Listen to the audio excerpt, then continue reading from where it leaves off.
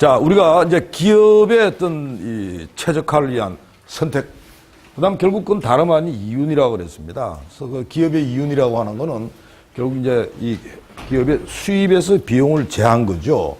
근데 사실은 이 수입 경우에 있어 가지고는 이제 가격과 생산의 문제고, 그 다음에 이제 비용이라고 하는 건 결국 생산 요소인데 다름 아닌 자본과 노동으로 이렇게 본다고 했습니다. 그럼 다른 생산 요소 어떻습니까? 자본 이런 데다가 이렇게 넣어가지고 포괄적으로 본다 그랬어요. 그 다음에 이제 가장 중요한 부분은 이 기업에 있어가지고 단기, 그 다음에 장기 이런 이야기가 이제 나오게 되는데, 이 단기라고 하는 거는 뭐 2달, 1년 이런 뜻이 아니고 기본적으로 이 고정 생산 요소가 존재하는 이 자본이 있는 이런 경우를 이야기하는 거죠. 그러니까 그 정도로 짧은 기간, 이렇게 어떻게 본다라면 자본을 이동하기가 어려운, 그러니까 기계를 더 가져온다든지 또 공장을 넓힌다든지 또 사무실을 더 확장한다든지 이런 부분들이 어려운 그런 시간을 단기라고 그러고, 가령 이제 그런 경우에 있어 가지고 자본이 고정되어 있는 경우에 있어 가지고는 노동을 계속 투입을 한다 그래 가지고 생산이 계속 올라가기 어렵다 그랬습니다. 그래서 우리 한마디로 한계 생산 체감의 법칙이라고 그랬고, 그 다음에 이 자본이라고 하는 거는 나중에 비용으로 가가지고 단기에 있어 가지고 만일 내가 더 영업하기 어려워요, 또 공장은 조업을 하기 어려워요, 이런 경우에 있어 가지고 매몰 비용으로 이렇게 작용한다고 이야기를 했습니다. 그래서 이 기업 경우에 있어 가지고 기본적으로 두 가지 이제 결정을 내리는데, 하나는 뭐냐 한다면 가장 근본적인 거죠. 생산 얼마큼 해야 돼? 이 생산을 얼마나 할 거냐의 문제인데, 이 생산을 얼마나 하냐 부분은 다름 아닌 한계 수익과 한계 비용이 일치하는 지점에서 결정이 된다 그랬습니다. 그러면 교수님, 이때 이 생산 결정이 된 게 반드시 이윤을 보장해 주는 건가요? 아닙니다. 반드시 이윤이 되는 건 아니고요. 기본적으로 여기에 있어 가지고 우리가 이제 요 밑에서 보겠지만, 이게 한계 수입을 계산하는 데 있어 가지고 우리가 아주 간편한 방법은 뭐냐 한다면, 만일 시장이 완전 경쟁이라 한다면 이 한계 수입은 물건 하나 더 팔 때 받는 가격, 그렇죠, 완전 경쟁이니까 그런 경우에 있어 가지고 가격과 한계 수입이 일치한다 이렇게 이야기를 했습니다.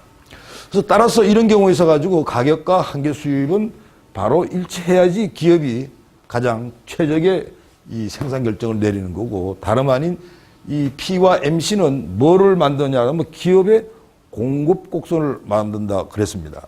그래서 이 공급 곡선 또한 우리가 수요처럼 탄력성의 문제를 이야기를 했었죠. 그 다음에 이제 이 기업 입장으로 봐가지고, 자, 생산을 이렇게 한다 치더라도 내가 흑자야 적자야, 이거를 이제 판단해야 되는 거죠. 뭐 사실은 생산을 아무리 최적화하면 뭐합니까? 회사가 이윤을 못 내면 회사가 존속을 할 수 없기 때문에, 그래서 결국 흑자와 적자, 특히 이제 조업 중단에 했던 이 문제인데, 이 문제는 다름 아닌 가격과 한계, 평균 가변 비용의 어떤 문제라 그랬어요. 그래서 아마 여러분들이 우리가 지난 시간에 이제 그림 그렸던 이 부분들이죠. 어떻게 보면 이 가변 비용이 이제 이렇게 좀 나오고, 가변 비용이 나오고, 그 다음에 이제 한계 비용은 이 가변 비용에 이제 최저점을 이렇게 지난다고 그랬죠. 그러니까 그 부분은 이 우리가 그림의 최저점, 이것도 최저점이에요. 그래서 따라서 여기에 있어 가지고 가격이 예를 들어 가지고 P2, P1 뭐 이렇게 더 올라갈 때 여기에 따라서 생산이 결정이 되는 거죠. P와 한계 비용이 일치하는 지점에서 생산이 결정이 되는 거죠. 되는 거예요. 근데 문제는 가격이, 제품 가격이 자꾸 떨어져요. 떨어지는데 이때 이 회사가 가지고 있는 기술과 이거밖에 안 돼.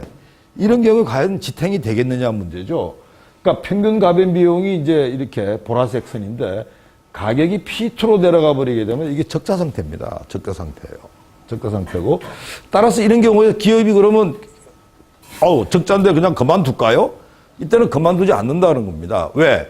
기본적으로 여기에 있어 가지고 우리가 아까 매몰 비용 그랬는데, 생산을 하든 안 하든 똑같이 돈이 들어가기 때문에 이 부분은 카운트를 안 한다는 거죠. 카운트를 안 하고 평균 가변 비용을 건질 수 있으면 가격이 계속 적자가 나도 생산을 한다 그랬습니다.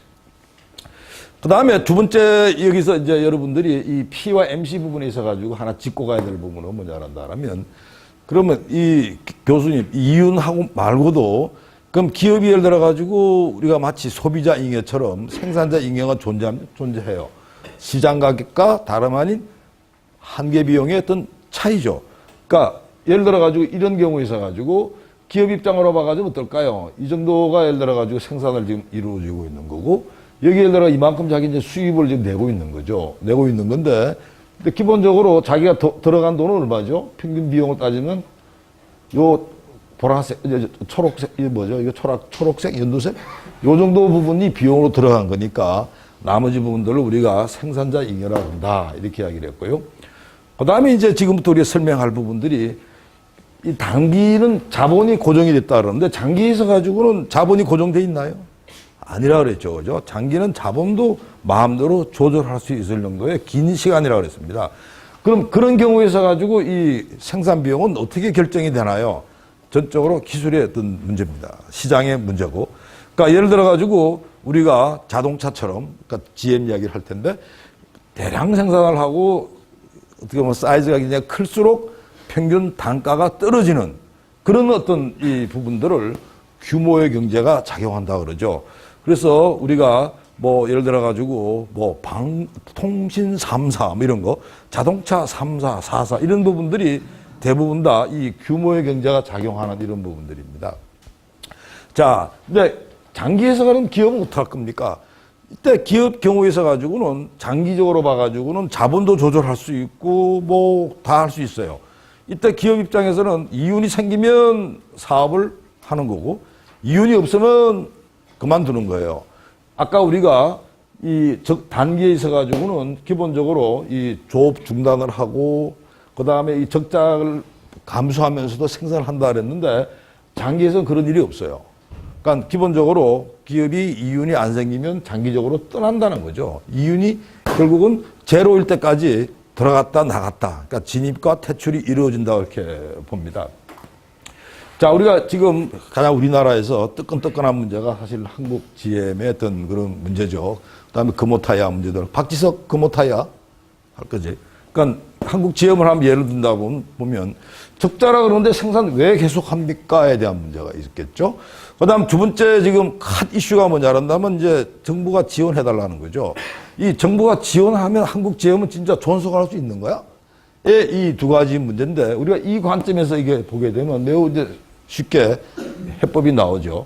그러니까 지금 한국 GM 경우는 이 P1이라 그런다면 뭐 걱정할 것도 없어요. 흑자가 되니까. 근데 문제는 이게 지금 이 적자 상태 P2예요. 적자 상태에서 지금 이제 이 한국 GM은 난 더 못하겠다.